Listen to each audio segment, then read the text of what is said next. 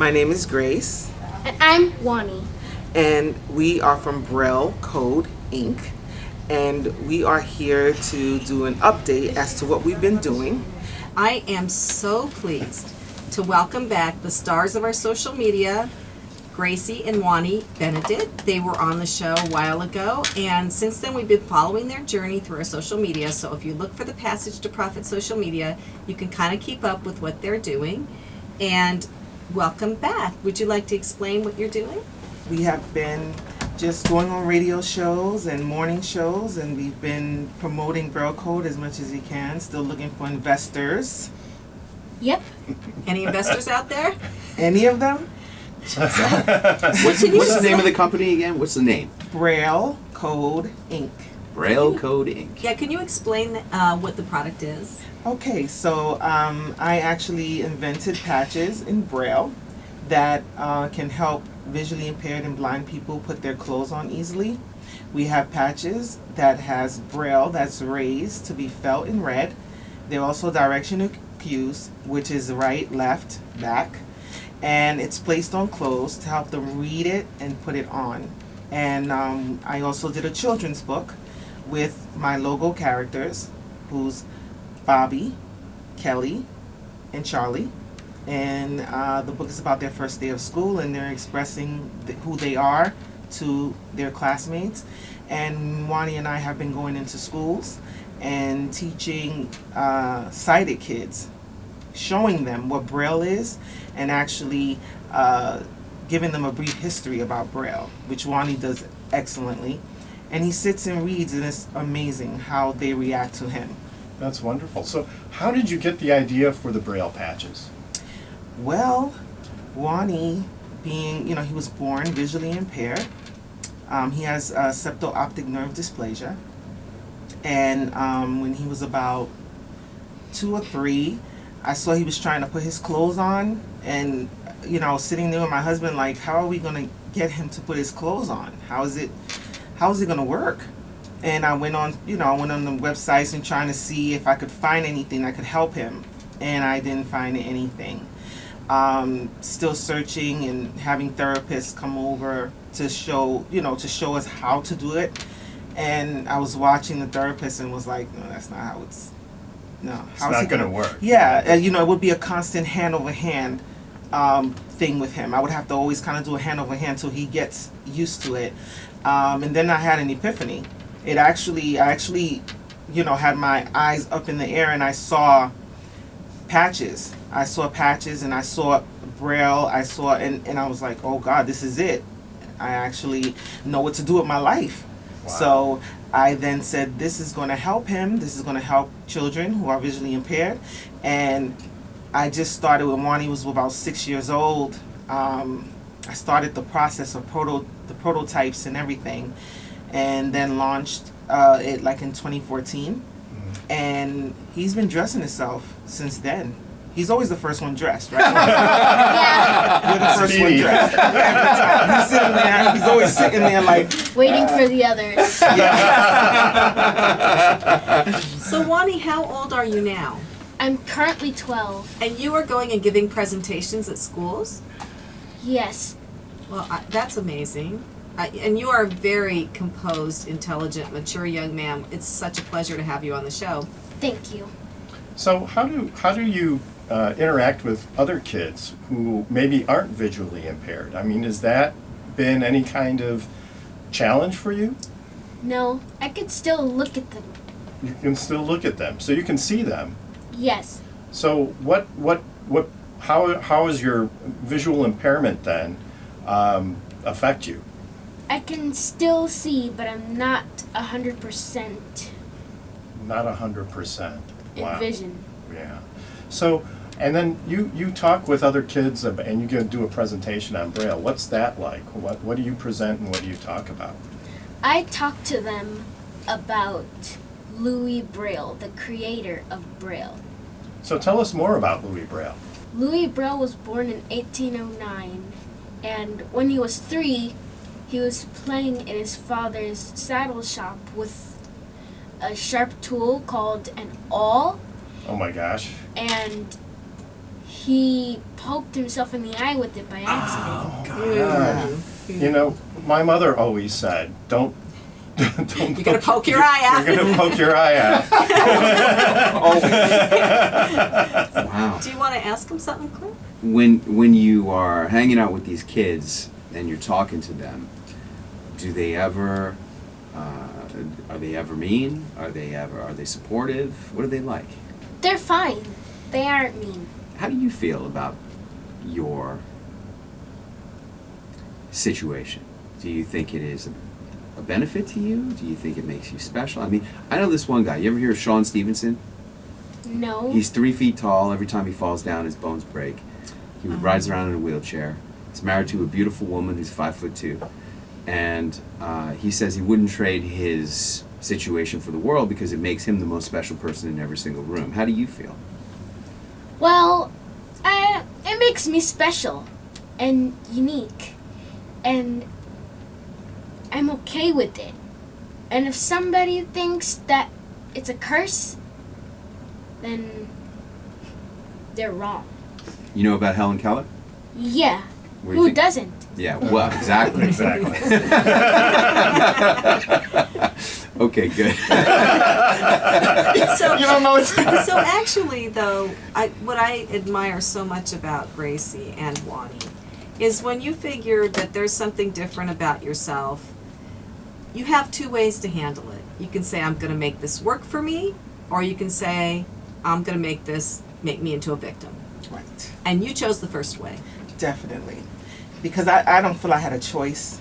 I don't think I had a choice to sit around and wonder what to do or how to do it.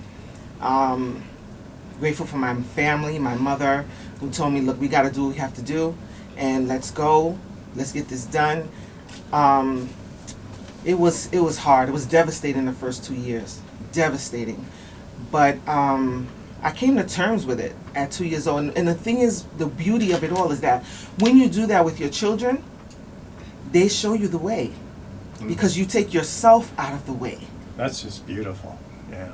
You take yourself out of the way and you say, okay, I'm just going to focus on my kid.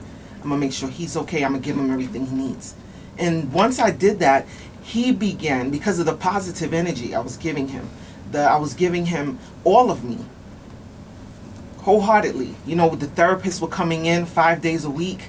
You know, I'm sitting there with them. Okay, let's see how they do this. You know, so when they're not there, I'm going to continue doing what I have to do with him. I just continue to be so headstrong. And he took on that energy and became more independent and started to show me the way. I remember when he was little, I didn't know the extent of his vision. So he was walking and he picked up something off the floor, and I was like, what? I gotta teach him color. Then we were walking somewhere and there was a different color on the floor, and he stopped. And I said, okay, he knows contrast. Wow. You know, so it was me just watching him and observing him and making, you know, just watching him and letting him, you know, show me the way. I had actually ordered hats, you know, and I ordered them one day because he was maybe about 5, 6, and he said, Mom, I need my cap. And I'm like, it's not sunny outside. There's no sun outside. He said, no, I need it just in case I walk and I hit something, it'll hit the brim of the hat and not my face. That's smart. I was like, what? This kid, I put him on the bus and ran upstairs. I'm like, you know, let me get some hats. Let me get some hats to help to protect these kids in their face. You know, it was him just watching him and just going along with like a pen and paper, like, okay, right. You know, and just getting everything right, you know, for him. And knowing that I helped him, I wanted to help everyone else. I wanted to help parents like me. One of my dreams is to really go into a forum and talk to parents. Here I go.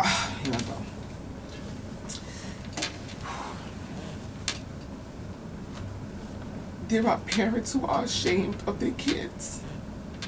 They're ashamed to take them outside. They're ashamed to do a lot of things with them. you know, I don't want to take him a certain place because they're going to react a certain way. They're going to act a little off, and I don't want people watching. Wani, he hated parties when he was little because the volume was so loud. You know, one of my characters are loosely based on him in the book, and you can see that he was covering his ears, and he always did that for every party we went to. He would cover his ears, and it was so hard. You know, me and my husband was like, God, should we leave? I'm like, no, we have to have him accustomed. He has to get accustomed to what it is like, you know. And as I did that, and as we did that, time went by, and he goes to the DJ now. Like, where's the DJ? Do you have this song? You know, he got adapted to it. So it's like, I want to tell parents to just don't hide your kids. They're going to show you the way. They're going to let you be, you know, they're going to show you that they're going to be fine. I'm just grateful that I let go. I let God, and I watched him, and he showed me, and this guy is great. This little boy is wonderful. And I'm glad I gave him the way, and I didn't try to control him. I didn't try to hold him down, you know, and go and put myself feeling ashamed for him. You know, I'm not going to expose him. No, I don't want people to think. I don't want people to talk. You know, I know a lot of people who have special needs children. There are some that are awesome. There's a woman named Ana Peña. She's wonderful to her daughter. Her daughter's completely blind, and her daughter name is Milagros. Milagros is excellent. Milagros, she's going to be the president. You understand? Because she is that mother. And then I have others that don't even ask them a question. Don't ask them anything. Because, you know, they don't need the help. They're going to do, and they're going to dress their kids themselves. I was told by a professional that there was a 19-year-old and a 20-year-old who still don't dress themselves. Their parents do. Wow. What is that about? Wow. So when it comes to the products, I can't say I'm selling that much as I want to, because I have approached parents that are like, no, I got it. I'm good. I can dress them. That's not the way of life. No, It's not the way to go.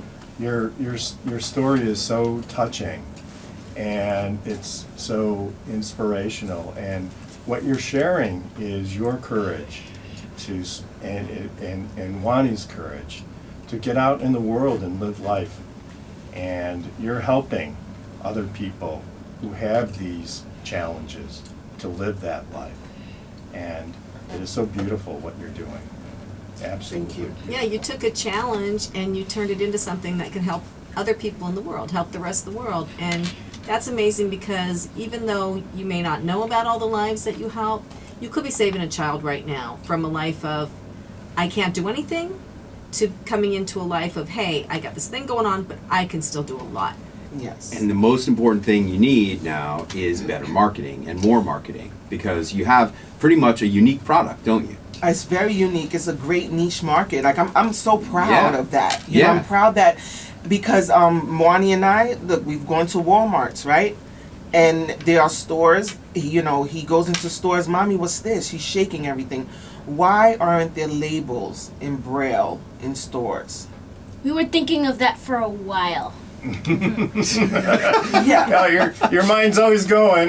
Yeah, well, look, that's the difficulty of a niche product, and that's why, Right. you know, like, even mass media is not necessarily the right thing for you, because what you have to do is you have to be penetrating to where all of these little niches are living. You got to get your way to those people, because you can't help them if they don't know you. And that's why I say the marketing of what you do is 100 times more important than what you actually do. You're doing the greatest thing in the world. You're doing the Lord's work, but the Lord doesn't really do marketing so good. No, say faith. Wait a minute. Wait. There's faith without works is dead. So that's my work. Yeah, that's You right. understand? That's your So work. it's my work to do that, and that has been the difficult part, is the marketing. You know, and I'm a mother of 3. There's not just Wani. There's 3, and my last baby was just diagnosed moderately autistic. So we have therapists coming through. We have things going on. My life is crazy. It's crazy. And I just try to fit in time to do things. Find a sitter. That's hard. So get a sitter, get out there. And that's what we've been doing. You know, any moment we have an opportunity, we're taking it. How's your digital marketing? Online. I'm not taking that as a good answer.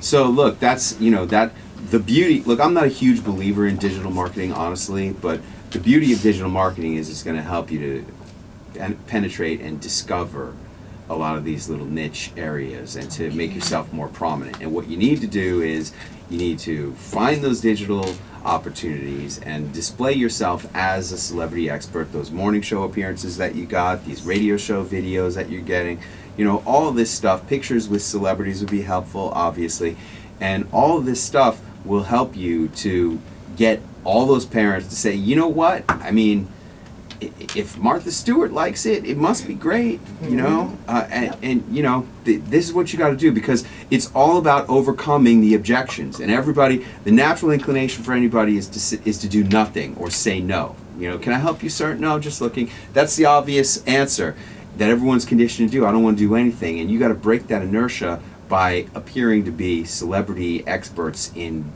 Braille patches, right? This company is all about independence, and I just realized something. It also might teach kids that they aren't nothing.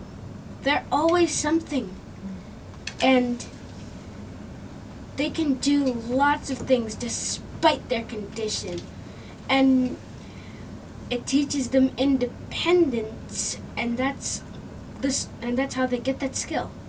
Absolutely. I wanted to bring up one more thing that we haven't talked about. Look, Wani, you have a YouTube channel where you test out toys and you help parents decide which toys visually impaired kids could actually use and have fun with, and you found Hasbro's a good supplier of those. I feel like you could do something with that channel. That sounds great. That's not all the things we do on the channel. Most of them are my performances on stage. Oh, that's awesome. You'd like to sing. You sang last time. Can you sing a few bars for us here? Ben, the two of us need look no more. We both found what we were looking for.